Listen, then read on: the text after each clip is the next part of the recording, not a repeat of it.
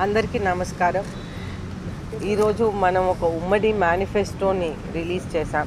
అయితే ఈ ఉమ్మడి మేనిఫెస్టో ప్రకారం ఆల్రెడీ ఉన్న సూపర్ 6 కూడా అది కూడా ఇంప్లిమెంట్ చేస్తూ, అలాగే ప్రతి ఇంటికి కొళాయి, అది కూడా ప్రతి ఇంటికి నీళ్లు వచ్చేలా మన మేనిఫెస్టోలో కూడా చూస్తాం.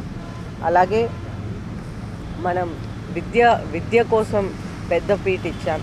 ఫీజు రీఎంబర్స్మెంట్స్ అనేది మనం మళ్ళీ మొదలు పెడతాం. అలాగే ఏ గవర్నమెంట్ స్కూల్స్ మూసేసినాయో అవి మళ్ళీ మనం ఓపెన్ చేద్దాం. అలాగే క్రీడ కోసం కూడా మనం అన్ని విధాలుగా విజీ స్టేడియంలో ఎలాగైతే ఇంటర్నేషనల్ స్టాండర్డ్స్తో మనం క్రీడని ప్రోత్సహించాం. అంటే ఆల్రెడీ మనం స్కేటింగ్ రింగ్, అలాగే బాస్కెట్బాల్, ఫుట్బాల్, క్రికెట్ ఇవన్నీ ఇంటర్నేషనల్ స్టాండర్డ్స్తో చేశాం. అలాగా ఆంధ్రప్రదేశ్ మొత్తం కూడా మనం ఇది ఇంటర్నేషనల్ స్టాండర్డ్స్తో చేసి మనం ముందుకు తీసుకువెళ్తాం. అలాగే అందరికీ 3 cents భూమి అనేది మండల్ ఏరియాలో కేటాయిస్తాం. అలాగే టౌన్ లిమిట్స్లో 2 cents భూమి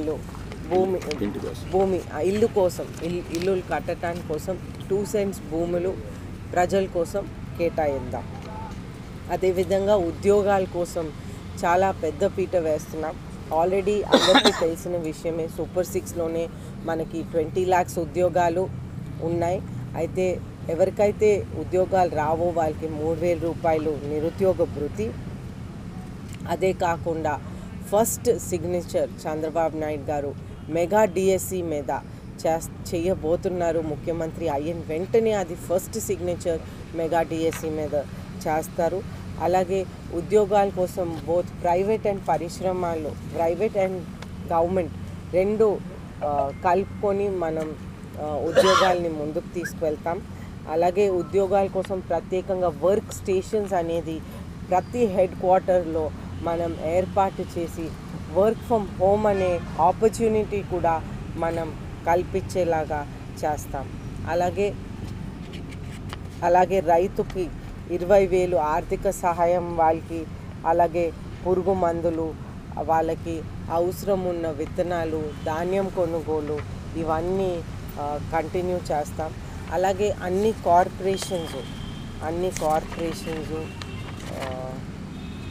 ఓపెన్, మళ్ళీ అన్ని కార్పొరేషన్స్ నిర్వీర్యం అయిపోయినాయి.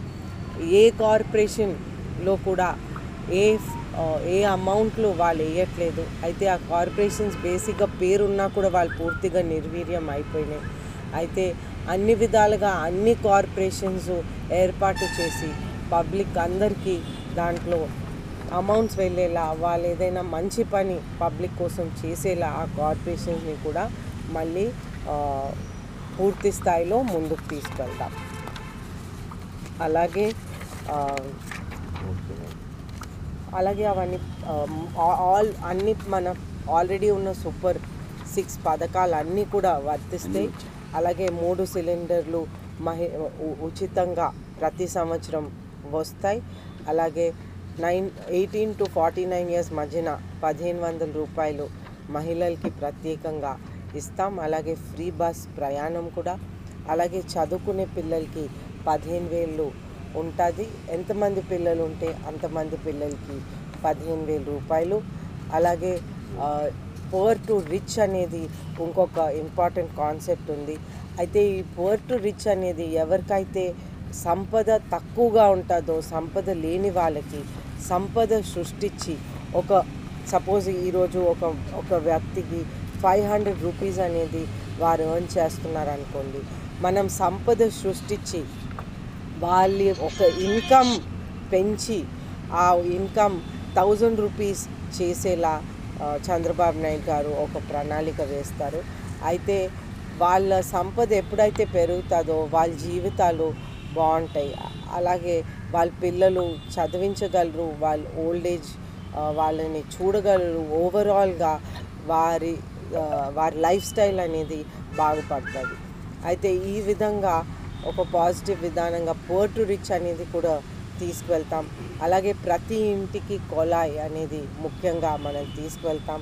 అలాగే నదులు అనుసంధానం అనేది ఆల్రెడీ మనకి విజన్ 2047లో అది చాలా క్లారిటీగా చేశారు.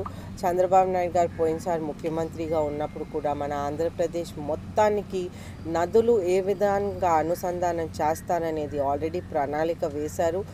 చాలా మటుకు ఇంప్లిమెంట్ కూడా చేశారు.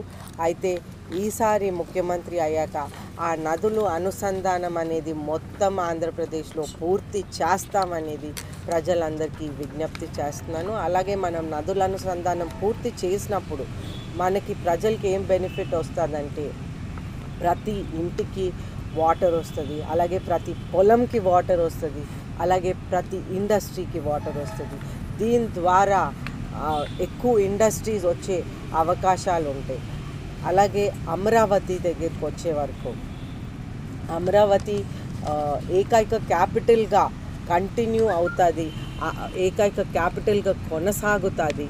అలాగే వేరే ఏరియాస్లో మాత్రం డెవలప్మెంట్ జరుగుతుంది. అయితే Amaravati will continue as the single capital.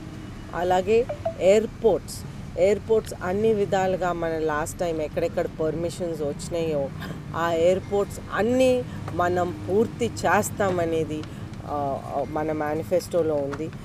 అలాగే ఈ ఎయిర్పోర్ట్స్ అన్నీ పూర్తయినప్పటికీ ఎంతో డెవలప్మెంట్ జరుగుతుంది. ప్రతి ఇంటికి ఒక ఉద్యోగం వచ్చేలా ప్రయత్నాలు చేస్తాం. ఉత్తరాంధ్రకి ప్రత్యేకంగా అభివృద్ధి మనం చూస్తుంటే